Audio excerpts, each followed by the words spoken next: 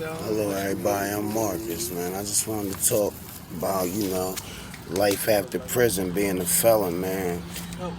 Trying to maintain, employment and everything, and, follow the law without, slipping back into your old habits and, breaking the law again, trying to maintain and pay the bills and catch up and everything. See, one of the major problems with, being a felon and getting locked up and then getting released and stuff, they give you programs when you in there, and it's up to you, what you get out of the programs and stuff. Some of them good, some of them not and stuff, but the whole thing is about when you get out is, how much support you have when you get out and your game plan and how good is your plan and then how effective you're going to be with, going through with your plan when you get out and everything. And that's one of the main issues I'm having right now, because I had a lot of support when I got out, and see, I was blessed. See, no matter what, even when I was breaking the law, I always kept a good job. I learned the trade when I was young. I was blessed. I had friends that was in the trades and stuff, and they always took me to work with them and taught me. And I was one of them people. I always had a gift. You only had to show me one time, and I got it. And I actually started to like the trades. I like construction, so I stuck with it, and I like roofing, so I stuck with it. Even when I was out there selling drugs and everything else, I still had a full-time job too.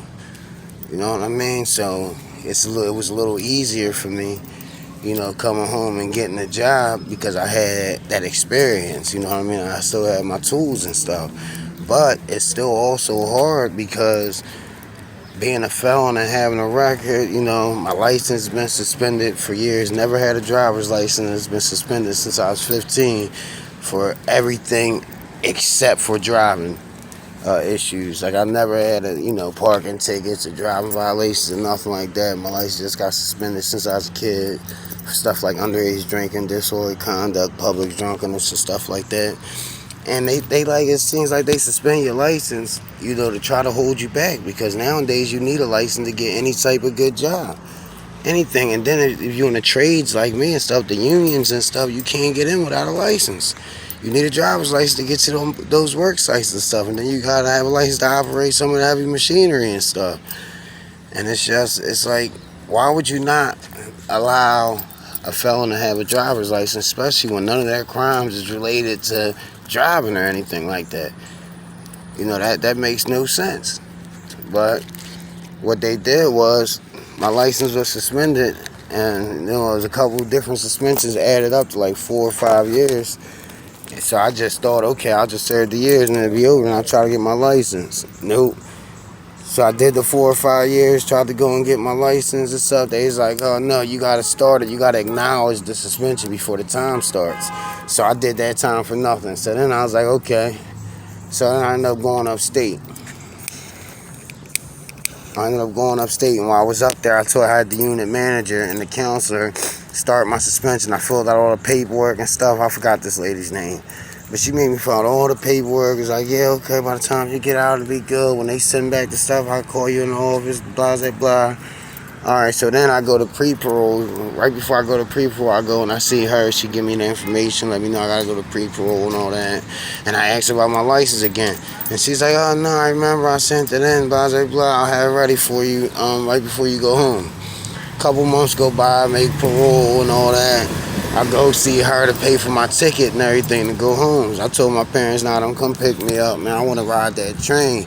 I want to stretch my legs out, because I had to go to the halfway house, because my house was being under construction. Grandparents died long, so that's a whole nother story. But I wanted to get on the train or whatever. Long story short, this lady never put the paperwork through. Told me the day that I was leaving, she forgot to do it, and all I got to do is fill out the paperwork and send it when I get there.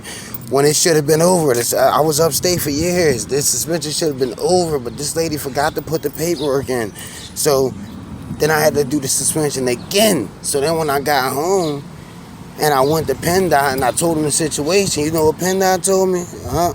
Sorry. Well, you can fill out this paperwork and we can start the suspension now. Oh, okay. All right. So then I started it. It's over now. It's over now.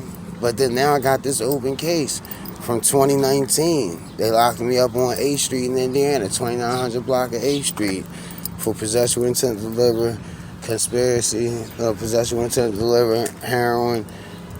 I mean, no, not conspiracy, just possession with intent to deliver and simple possession. But the thing is, I was only there for 10, 15 minutes, and they didn't find no drugs on me. They didn't find no drugs on the street nowhere, in the cars nowhere, on the block nowhere, on nobody else, no drugs nowhere. What happened was, I came down, I parked my car. They was doing surveillance and stuff. I walked down the block and stuff. The guys was down there. Noticed they was doing surveillance and stuff. They shut the block down. They left. You know what I mean? I was still standing out there with my homies. I wasn't doing nothing. I just got there. You know what I mean? I worked all day. I just did a roof that day. I had money on me. Next thing you know, they spin around. I'm talking to some pregnant girl, Lisa. She asked me, was the block open? I told her, no, it's hot. They just shut down. Go right there to Swanson Street. They got Flatline right there. Pointed to it and everything. Told her, go over there. As soon as I was pointing, I heard a paddy wagon spent the 8th Street, coming down Indiana, turned on the 8th Street, drove past me. What I didn't realize is the 2 cars that was in front of the paddy wagon and the 3 vehicles behind it was all undercover vehicles. And what happened was, they went past me and then they stopped, jumped out on me, searched me, didn't find nothing. Didn't find my money, illegally searched me, went my underwear and everything, dropped my drawers on the block and everything. Did all this illegally searching me. Didn't find nothing. Didn't find the so-called blue wrapper that they said I was pulling out of my underwear that the bundle of dope was in. Didn't find no dope, nothing. So they was ripping apart grills, the cars and everything, right? Couldn't find nothing. So then they radio in. The cops that searched me radio in to the surveillance team and asked them, like, yo, run back that description again. They give them the description. It don't match me at all. Talking about a light brown skin guy with a bald head and stuff. I got on a big old hat and stuff, and I'm dark skin. Obviously dark skin. I got on blue jeans and a white shirt at the time. The guy had on blue jeans and a white shirt, but it was a plain white shirt. I had a Boys in the Hood shirt. Next thing you know, they say, oh, did you search your sneakers again? He's like, nah, I didn't search your sneakers. He's like, all right, he searched my sneakers. He didn't find nothing. He tapped the sneakers, shook them out and everything. Then he said, nah, he's clean, still clean. He had like $23 in his pockets. Next thing you know, he's like, check his socks. He left my socks up. I had like $900 on the left side, like $923, something like that. Then I had like $500 on my right side. And then the third. He took the money out of my left sock, took it out, put it in his left back pocket. He took the money out of my right sock, put it in his right back pocket. You know, then they locked me up and like, bingo, here it is. Didn't find no drugs, just my money. And I had the receipt for the money because, like I said, I just did a porch roof earlier that day. So I had the receipt right in my wallet for the money and stuff. I just had the money separate because of where I was at. And I didn't want, all that money on people getting robbed out there and stuff. And I don't want to try to, spend it while I was out there. So I had it on my sock. But whatever. Anyway, I get to the district and he takes the money out of the one pocket and put it in my stuff with my receipt and write that down. He never takes the money out of the other pocket. He keeps it. Then they say, oh yeah, he's on probation. We'll get a couple months out of him, this and the third. And they leave. They lock me up. They charge me. I sit for almost a year. They keep postponing my case. COVID come. They got us locked down, 23-1. All these months during COVID and everything. They keep postponing my case. My lawyer asked for body cam footage. First they say it's no body cam footage, but once they find out that I got video of the incidents and there's evidence of them with body cameras, then all of a sudden, oh no, only the patrolmen got the body cameras, the plainclothes narcotics unit don't wear them because that'll give them up and stuff, but the ones that actually make the rest of the uniforms that's with them, they have them, on, which is true. Some of the plainclothes have them on too, but the uniform officers did have them on at the time. And during my arrest, they was filming. And during the buyer's arrest, they was filming. But first they said they didn't have none of the footage. Later on, they said they just had the footage of the one buyer. After we kept subpoenaing the footage and the judge demanded it. So now I was getting my case kept getting postponed, giving them more time for that. And then they saying some excuse where after a certain amount of time, if you don't ask for it, the footage, it automatically gets erased and stuff. Like these cops are trying to hide what they did illegally, and like, you know, the footage from my arrest. Of course, they don't want to show that because they illegally went in my drawers and everything and searched me illegally, went in my sneakers and all that. That's where you got the money from, out of my sock on the street. That's illegal. That's a violation. Your whole reason for even stopping me and jumping out on me was that you didn't have no probable cause to search me in the first place. Because you didn't see me serve nobody and stuff because I just got to the block. You just got mad because everybody else left. You didn't have nobody else to jump out on. So, and everybody knows that area, Kensington and all that.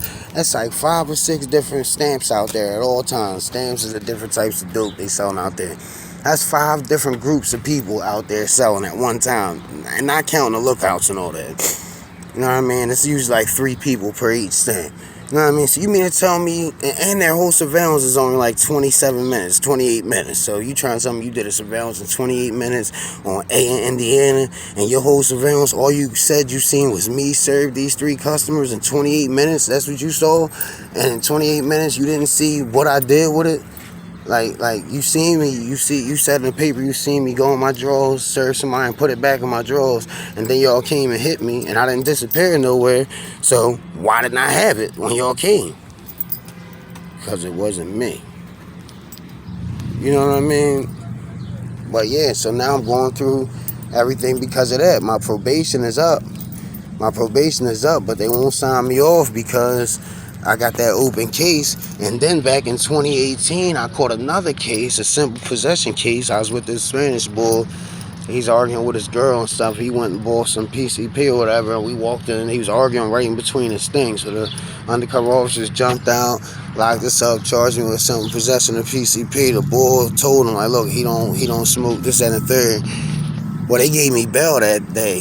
That next day, I went and seen my PO. It took a urine, and it came back negative for PCP. So they knew damn well I didn't smoke PCP. You know what I mean? That wasn't my twist anyway. They knew that. So long story short, they threw that case out. But I had to sit because I had detainers and stuff. They rearrested me after they let me out on bail because I missed the court date. My judge dropped the detainer on me.